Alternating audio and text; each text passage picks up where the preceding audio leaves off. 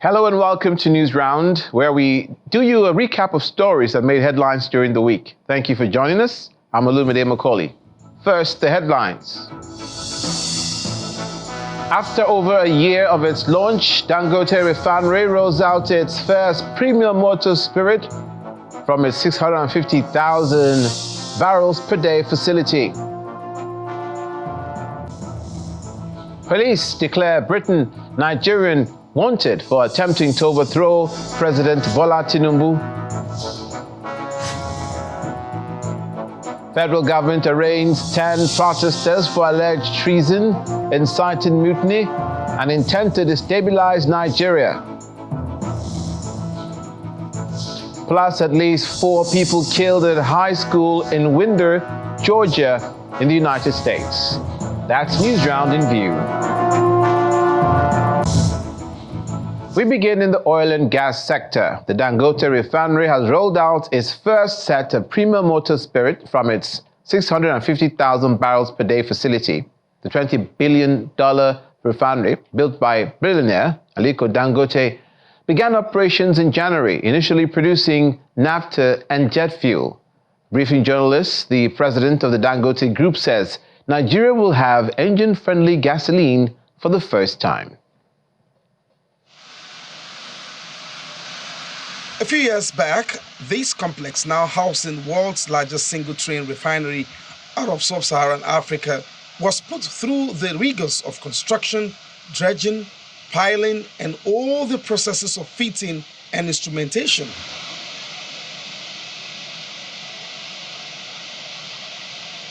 Its sheer size, comparable to 7 times that of Victoria Island, made it all the more an apprehensive wait to have it come to fruition.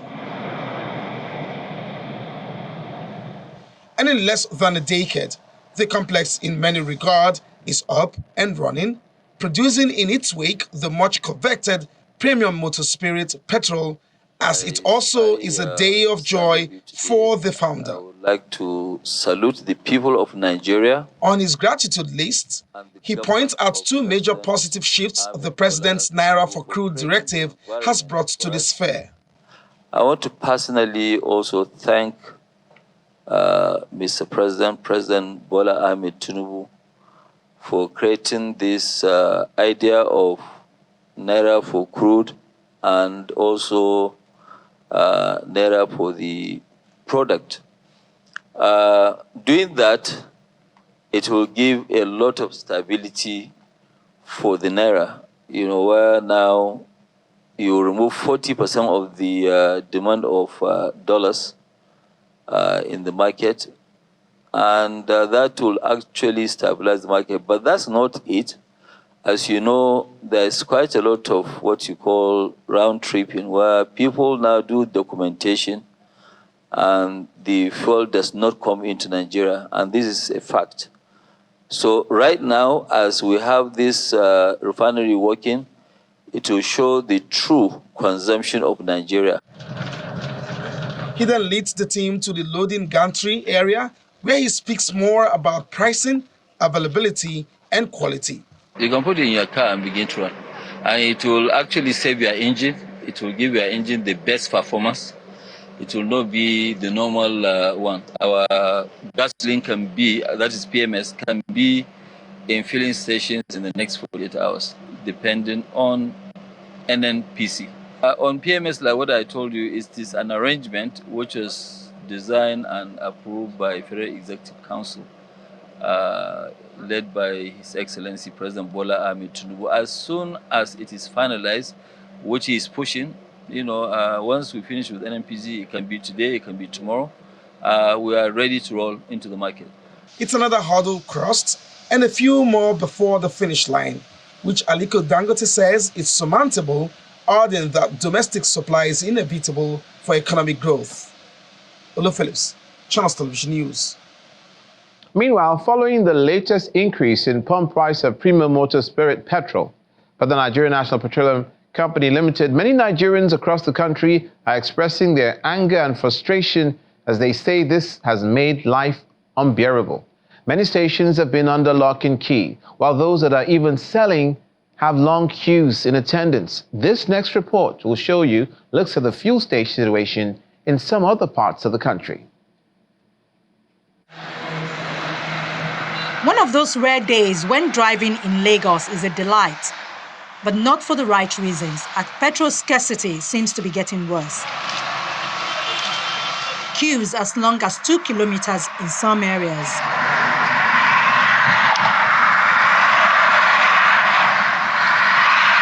Is there assurance that you're going to get fuel?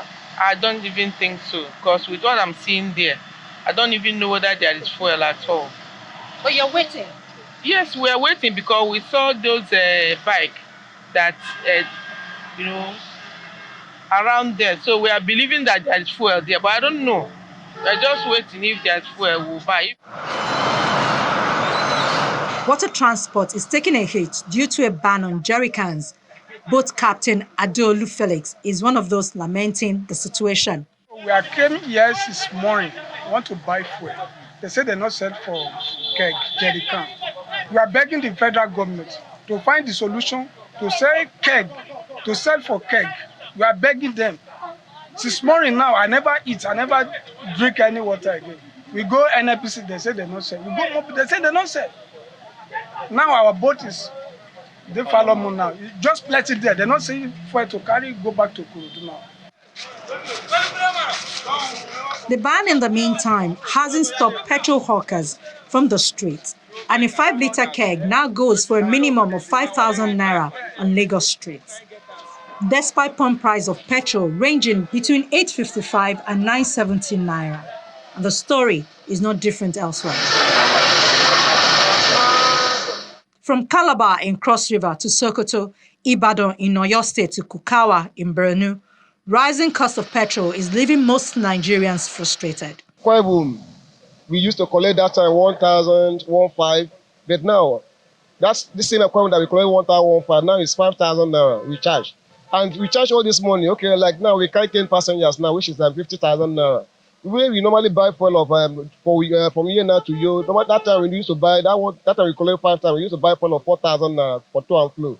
But now we bought fuel of 45,000 for our to and flow. What if we can now reach you now, and at the reach you now, we know passengers now come back now. Means that you have to slave, we have to spend night over day until the day that we see passengers over there before we can now come back. And look at now, the small money the small that even remain in our pocket. Road safety police on the road will not even allow us to even enjoy. 900 naira per liter. 900 naira per liter. That is too much. It's too much. It's killing business. And tomorrow now you have to, because I bought 30 liters now. By next week Monday, I still have to come back and buy another 30 liters. And how much is the salary that people will be using 60,000 naira or 80,000 naira to be buy salary to be buy for in a month? It's killing. For some others, they simply seek availability with the rising cost of petrol. This lady in Abeokuta, southwest Nigeria, doesn't understand why the scarcity lingers even when the price has increased. She's even more saddened that after the stress of queuing, many are still shortchanged. So sad that when you want to get a fuel of 10 liters, and at the end of it, you get 6 liters. It's crazy. Let all these regulatory bodies come out, check all the fuel pumps, and make everything suitable for everybody. For the economists monitoring the situation, while reforms are needed to boost the economy, government must be seen to do right by the people. In the long run, what they are doing, it's actually a difficult decision to do, and it's a new down for us to accept. But is it sustainable? When we achieve what we want to achieve with the number of people in abject poverty, will you call that a success? And I think the success will be relative in that terms. For decades, Nigeria has been importing petrol despite being a top oil producer. 4 refineries have remained non-functional despite billions of naira being spent on turnaround maintenance. Latest by early August, the Port Harcourt refinery oil will start producing product. And NNPCL's group CEO in July, but it is now first week in September, and none of the refineries is producing petrol. But with the Dangote refinery coming on stream, the question is there hope of better days ahead? For the stations that have petrol to sell, the queues are getting longer and the price is higher. No one seems to understand government's end game. And the word of the street is that current government policies are making people poorer and their lives harder. Ayola Kasim, Channels Television News. Staying in the sector, the Vice President, Kashim Shettima, has summoned Minister of Petroleum, the Group Chief Executive Officer of NPCL, as well as the National Security Advisor, Malam Nuhu Ribadu, over the recent price hike of petrol across the country. Briefing State House correspondents after the meeting, the Minister of State for Petroleum, Heineken Lokwobiri, says they had a very fruitful discussion with the Vice President on how to resolve the lingering fuel scarcity in the country. The Minister of State for Petroleum Oil, Mr. Heineken Lokwobiri, the Group Chief Executive Officer of the Nigerian National Petroleum Company Limited, Mr. Mele Kyari, representative of the Nigerian Midstream and Downstream Petroleum Regulatory Authority, and the National Security Advisor, Mr. Nuhu Ribadu, are in the presidential villa to meet with Vice President Kashim Shettima. The meeting, which holds behind closed doors, is at the instance of President Bola Tinubu, who has directed the Vice President to address the current scarcity of premium motor spirit across the country. Long queues of vehicles have become a common sight across Nigeria. While many petrol stations claim not to have the product for sale, those with the product are selling at exorbitant rates. The recent hike in the pump price of the product has also sparked concerns among citizens, with motorists and commuters having a hard time.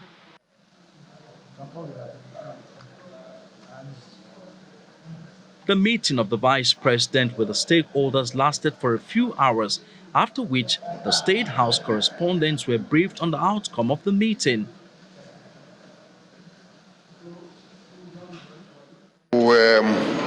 Summoned by the Vice President, who was directed by Mr. President to summon this meeting. And we've been with him to brief him what is going on across the country. And what is important is for us to convey to Nigeria that the President is empathetic about what is going on in the country. He's concerned about the hardship of Nigerians, and that was why he directed the Vice President to call this meeting, for us to reflect on what is going on in the country. Products are available in the country. And we believe that between now and the weekend, there will be availability of products across the length and breadth of the country. The price could be high in some other areas, much more. Higher in some other locations, in some locations much more than, other areas. But we believe that by the time, there is availability of products across the country, the price itself will stabilize. But what is important is that government is not fixing prices. This sector is deregulated, and we believe that with the availability of products, the price will find, its level. Some regulatory measures have also been put in place. The regulator is ensured that there's increased operating hours from all loading depots. Vessels are being cleared promptly, and extended hours where safety can permit for truck outs as well. More importantly also is the reinforcement of the support being given to local refiners, because with increased production from them, indeed, like the minister has said, there will be higher supply, which will stabilize the price. While the promise to ensure the availability of petrol before the weekend may sound cheering, Nigerians are also hopeful that the issues around the product's pricing will be addressed. From the presidential villa, Emperor Simon, Channels Television News. You're watching News Round on Channels Television. When we come back, police declare two people, a British national and a Nigerian, wanted for alleged treason. Please stay with us. Welcome back. This is News Round. The Nigeria police has declared a British national, name of Andrew Wynne, also known as Andrew Povich, and a Nigerian, name of Lucky Bian, wanted for alleged criminal conspiracy and terrorism financing aimed at overthrowing the democratically elected government of President Bola Tinubu. Addressing a news conference in Abuja, the Force Public Relations Officer, Mr. Olumiwa Adejobi, says Mr. Wynne, who built a network of sleeper cells to topple the federal government and plunge the nation into chaos, rented a space at Labour House and established a school to serve as a decoy. Investigations have identified a foreign mercenary, Andrew Wayne, also known as Andrew Povich or Drew Povey. The man has many identities. A British national who built a network of sleeper cells to topple the government and plunge the nation into chaos. He rented a space at the Labour House in Abuja for an Iver Valley bookshop and established Stars of Nations schools as a cover for his subversive activities. Documentary evidence and confessions revealed that Andrew Wine issued directives, monitored progress, and provided finance and operational guidance to achieve all constitutional regime change in Nigeria. He mobilized and deployed several billions of naira to his Nigerian collaborators, urging them to mobilize the public to violently storm police facilities and military barracks, anticipating a bloodbath that would instigate international condemnation of the Nigerian government. These acts are in clear violation of the Terrorism Prevention Act of 2011 and other relevant laws. The federal government has arraigned some leaders and organizers of the End Bad Governance protest, which held in the country from August the 1st to the 10th this year for alleged treason, intent to destabilize Nigeria, conspiracy to commit felony, and inciting to mutiny. The 10 persons who were arraigned before Justice Emeka Wite of the Federal High Court, Abuja, pleaded not guilty to the charges punishable under Section 97 of the Penal Code. 10 persons accused of being masterminds of the nationwide End Bad Governance protest are in court for their arraignment. The protesters are accused of criminal conspiracy with the intent to destabilize Nigeria, inciting mutiny and treason, among others. One after the other, they take their plea and all plead not guilty. The prosecutor applies for the defendants to be remanded in a correctional facility. However, lawyers to the defendants requested for their clients to be remanded in police custody. The lawyers equally applied for bail for their clients as they claimed that they have been in police custody for several weeks. Counsel to the Nigeria Police Force objected to the bail requests on the grounds of the gravity of offences allegedly committed by the defendants. There were crises across the country. And you agree with me that properties were destroyed, some burnt, and people were also killed. And that is why these defendants were arrested and they are being prosecuted. It's not an issue of protest. It's an issue of inciting mutiny. Lawyers to the defendants fought the charges against their clients. The learned senior advocate for the prosecution, where he had already passed sentence and ruling on some of the defendants. And this is wrong.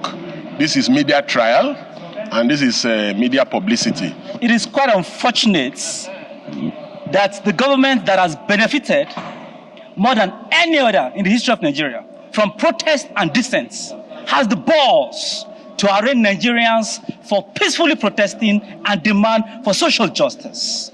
It is trite that protest is a right, and protest can never be criminalized by anybody or any government in Nigeria. The presiding judge, after listening to arguments for and against the bail application, ordered the defendants to be remanded in a correctional facility in Kuje and Suleja until the 11th of September, when he is expected to rule on the bail application and commence trial.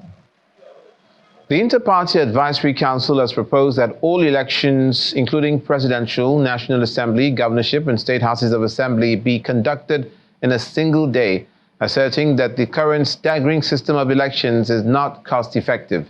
The council equally proposed that the office of the INEC chairman be advertised to interested parties and should no longer be appointed by the executive. These proposals were made at an interactive session of a joint committee on electoral matters with judiciary and political parties on review and amendment of the Electoral Act. Federal lawmakers, leaders of registered political parties and stakeholders converged for a 3-day interactive session as part of the implementation of a robust consultative work plan towards improving election technology and legislation in the nation's electoral process. I therefore crave your indulgence to use this very rare opportunity to share with the Joint Committee those areas that you refer to as being contentious and in need of review. It will interest you to know that this is the first in a series of consultations. I think it's important that as we walk towards the next elections, we avoid, first of all, that we take advantage of the very important amendments that were made in 2022 in the Electoral Act.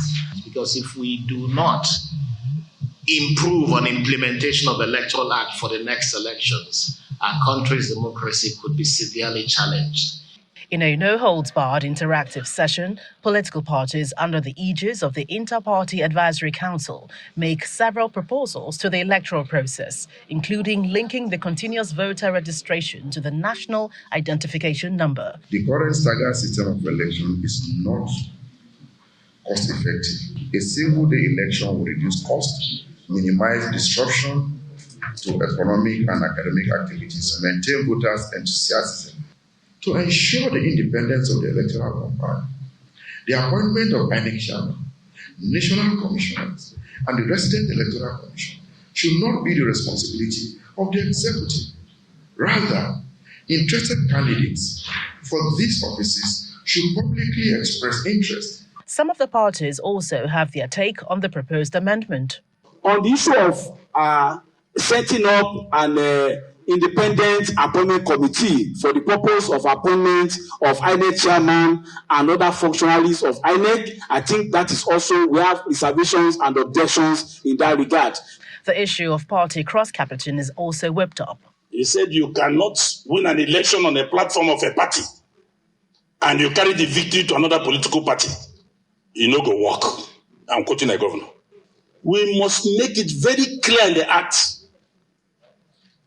that once that happens in the Senate, in the House of Rep, State Assembly, right now it is not affecting the governors. But I think we should extend it to them. Stakeholders here believe that the 3-day interactive session will address the electoral gaps, tackle the deficiencies, and strengthen the nation's democratic institutions. Gloria Umezuke, Channels Television News. Finally, on News Round, at least 4 people have been killed after a 14-year-old student opened fire at a high school in Winder in Georgia in the U.S. Amongst those killed were 2 students and 2 teachers. 8 other students and a teacher were flown by helicopter from the scene of the incident and taken to hospital, sustaining injuries. The suspect, known as Colt Gray, 14 years of age, has been taken into custody, and officials say he will be prosecuted as an adult for murder. At approximately 10:20 a.m. this morning, the Bexar County Sheriff's Office received alerts about reports of an active shooter and radio traffic from school resource officers concerning the same concern, or having the same concern. Within minutes, law enforcement was on scene, as well as 2 school resource officers assigned here to the school, who immediately encountered the subject within just minutes of this report going out. Once they encountered the subject immediately surrendered to these officers, and he was taken into custody. There are 4 individuals who are deceased from this incident, 9 that have been taken to local hospitals with various injuries. Of those that are deceased, 2 are students and 2 are teachers here at the school. The shooter is in custody. His name is Colt, that's Colt Gray. He is a 14-year-old student here at the school, Gray. He is a 14-year-old student here at the high school. Again, he has been taken into custody. He will be charged with murder, and he will be tried as an adult. and handled as an adult. Pray for the repose of the souls of those that have passed on in that incident. And that's where we leave it on News Round, where we bring you a recap of stories that make headlines during the week. I'm Olumide Macaulay. Thank you for watching.